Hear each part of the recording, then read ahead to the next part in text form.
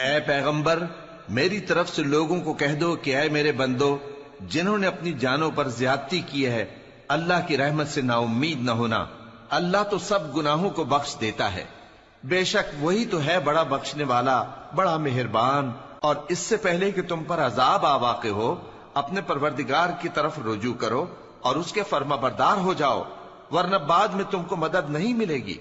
اور اس سے پہلے کہ تم پر ناگہاں عذاب آ جائے اور تم کو خبر بھی نہ ہو، اس نہایت اچھی کتاب کی جو تمہارے پروردگار کی طرف سے تمہاری جانب نازل ہوئی ہے پیروی کرو۔ ایسا نہ ہو کہ اس وقت کوئی شخص کہنے لگے کہ ہائے اس کوتاہی پر افسوس ہے جو میں نے اللہ کا حق ماننے میں کی، اور میں تو ہنسی ہی کرتا رہا،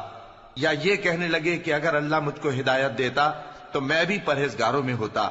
یا جب عذاب دیکھ لے تو کہنے لگے کہ اگر مجھے پھر ایک دفعہ دنیا میں جانا ہو تو میں نیکوکاروں میں ہو جاؤں۔ ارشاد